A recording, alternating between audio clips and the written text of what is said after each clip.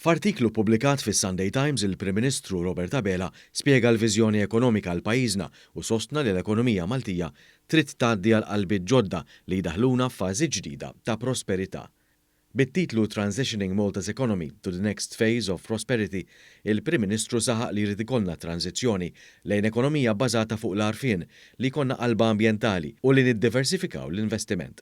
Dan bilan li nkomplu nsaħħu l-kompetittività ta' pajjiżna. Fis-Sunday Times il-Prim Ministru refera tkabbir ekonomiku ta' Malta fl-ewwel kwart ta' din is-sena illi kien dartejn u nofs iżjed mill-medja Ewropea. Innota kif dan it-tkabbir ma kienx b'kombinazzjoni iżda b'riżultat ta' politika strateġika li waslet biex pajjiżna jkompli jikber. Il-Prim Ministru saħaq li l-ekonomija tagħna trid tidħol għal fażi ġdida billi nisimgħu lill-stakeholders u lis-soċjetà u nibnu futur aħjar għal pajjiżna. Qal li kollox irid idur mal-5 pilastri tal-viżjoni ekonomika mresqa minn Dr. Abela nnifsu fl-laqgħa tal-Kabinett fil-Kamra tal-Kummerċ li kienet saret 3 snin ilu, jiġifieri il-kwalità tal-ħajja, l-edukazzjoni, infrastruttura aħjar, in-newtralità klimatika u l-governanza. Il-Prim Ministru qal li l-imsieħba soċjali u pjonieri fl-industri huma fost dawk li rridu nitkellmu magħhom biex inwasslu din il-viżjoni ekonomika. Bħala pajjiż irridu naraw li ma setturi ġew imbuttati fl-aħħar snin u rridu nagħmlu qalbiet fihom biex ikomplu jikbru.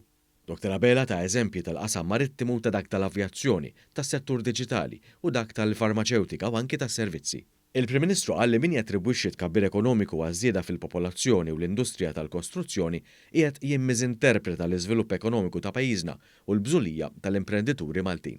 Qal li tkabbir ekonomiku huwa wieħed li jinkoraġġixxi l-investiment u l-ħolqien ta' karrieri ta' kwalità. Il-Prim Ministru qal li tkabbir ekonomiku li qed jesperjenza pajjiżna mhuwiex il-punt tal-wasla iżda jgħinna biex niksbu iżjed suċċessi. L-impenn tagħna huwa ċar, irridu nkomplu niddiversifikaw l-ekonomija tagħna, kiteb Dr. Abela u jinnota riżultati pożittivi u innovattivi li għandna u li ġejjin lejn Malta bi startups u kumpaniji fil-qasam ta' riċerka u l-innovazzjoni li qed isaħħu l-qagħda ekonomika tal-pajjiż.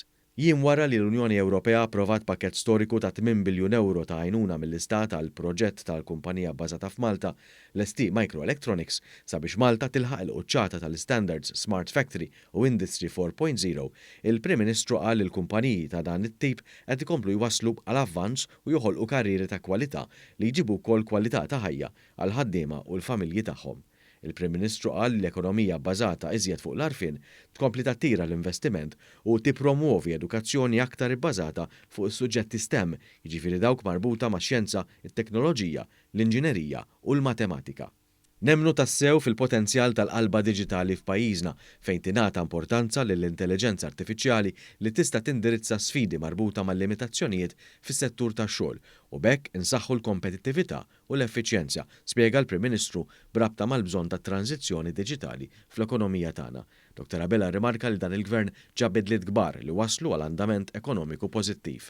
Huwa kiteb li biex nieħdu eżempju, sa 10 snin ilu rati baxxi ta' impjiegi kienet in-norma u llum għandna l-ogħla rata ta' impjiegi fl-istorja. Huwa saħaq kif dan huwa frott politika ta' bidla li naqset it-taxxi, introduċiet is-servizz mingħajr ta' childcare, introduċiet u saħħet l-work benefit u miżuri oħra li premjaw il-bżulija. Dr. Abela refera għall-investiment bla preċedent fl-edukazzjoni. Mill-2013 sal-lum l-investiment fl-Università ta' Malta rdoppja u laħaq kważi l-100 miljun euro. Dan apparti investiment sinifikattiv fl-iskejjel u anki f'faċilitajiet ġodda fl-Emkast. F'dan il-kuntest il-Prim Ministru qal li matul din is-sena se jiġu inawgurati mill-inqas 3 skejjel f'faċilitajiet ġodda u ambjent modern.